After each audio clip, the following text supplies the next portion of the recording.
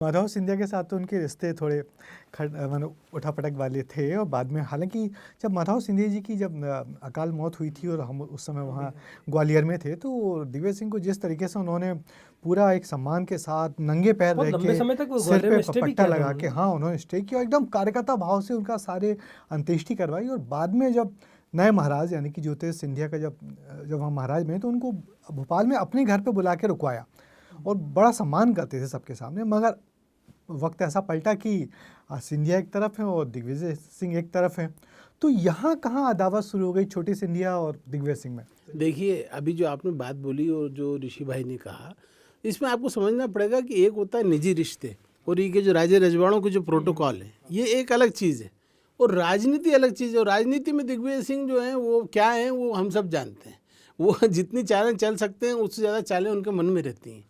तो वो जो ये प्रोटोकॉल और शिष्टाचार ये सब तो अपनी जगह है, लेकिन जब उनकी राजनीति पे बात आ जाती है तो फिर वो चाल चलने से चूकते नहीं हैं। और इसलिए ज्योतिरादित्य सिंधिया से जो मनमुटाव हुआ और वो पूरा दौर हमने आंखों से देखा अभी कमलनाथ सरकार के समय में, तो ये खुलेआम कांग्रेस के नेता ही बोलते थे सरकार गिरने के बाद, जो दुखी थे बेचारे कि इतने साल बाद सरकार 15 साल बाद मेहनत के बाद आई, तो वो खुद बोलते ही थे राजा महाराजा के चक्कर में कुर्बान राजा महाराजा के चक्कर में कुर्बान हो गई। तो दिग्विजय सिंह जो है वो, आप ये देखिए कि वो पहले दिन से उनके टारगेट पे ज्योतिरादित्य रहे। उन्होंने सीएम नहीं बनने दिया, फिर उसके बाद वो जो बंगला चाहते थे वो नहीं मिला, अपेक्स बैंक का चेयरमैन, तमाम चीज़ें ऐसे निर्णय थे एक के बाद एक, जो सिंधिया जी को कहीं ना कहीं लगा कि दिग्विजय सिंह जो हैं वो सरकार चला रहे हैं पर्दे के पीछे से, और कमलनाथ इस चीज़ को इसको बैलेंस नहीं कर पा रहे हैं। एक और हाल का एक रिश्ता और देखे दो नेताओं के बीच का, वो हम लोगों ने देखा उमा भारती और प्रहलाद पटेल का।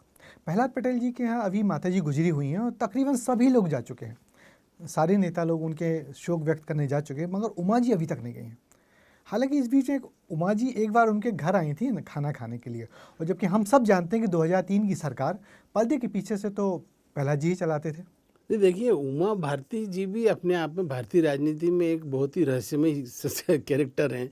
मतलब वो कब क्या एकदम से शॉर्ट टेम्पर्ड हैं, वो कब कौन सा स्टेप ले लें या कब किसके प्रति उनका एकदम बहुत नाजुक रुख हो जाता है, कब एकदम से वो खिलाफ आक्रामक हो जाती हैं, ये हम लगातार देख रहे हैं। शिवराज सिंह के समय में भी देखा, अभी उनके खिलाफ लगातार ट्वीट पे ट्वीट AK-47 की तरह चलाया उन्होंने। फिर हाँ और उसके बीच में जो है, अच्छा एक समय हमने वो भी देखा कि कैलाश विजयवर्गीय और ये दो लोग जो उमा भारती के राइट और लेफ्ट थे, उमा भारती के साथ गए भी, लोक जनशक्ति पार्टी बनाई, ये लोग गए साथ में। फिर उसके बाद जब ये इनको लगा कि नुकसान इनके राजनीतिक कैरियर का हो गया, तो इन्होंने फिर उमा जी से डिस्टेंस मेंटेन कर लिया, नितिन गडकरी के क्लोज हो गए और उन्होंने पार्टी में प्रहलाद पटेल को काफ़ी आगे बढ़ाया।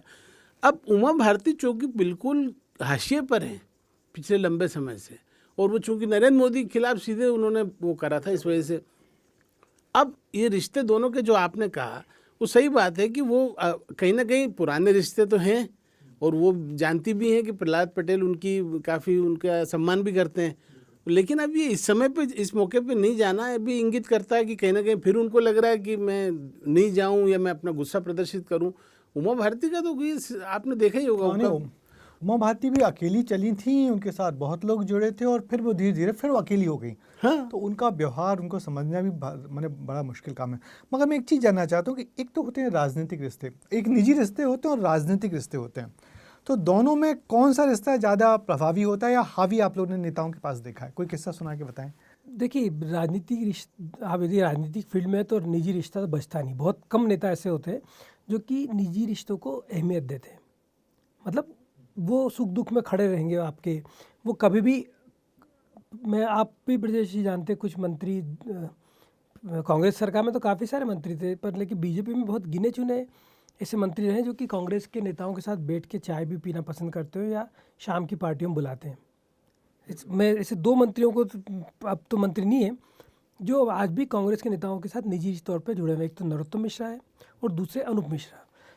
इनके घरों पे अक्सर आप कांग्रेसी विधायकों की या बड़े नेताओं को आते जाते देखेंगे, और ये भी किसी के घर जा सकते।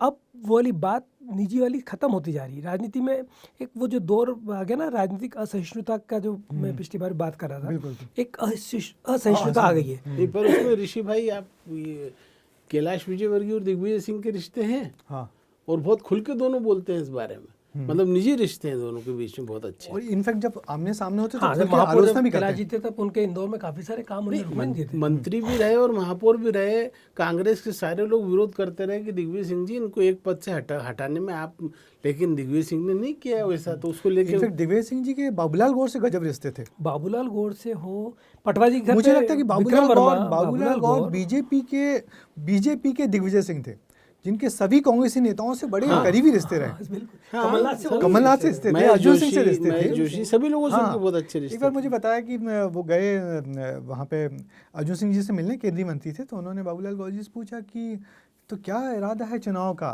तो उन्होंने कहा ठाकुर साहब तो मैं नहीं लड़ूंगा, ठाकुर साहब बहू को लड़ाऊंगा।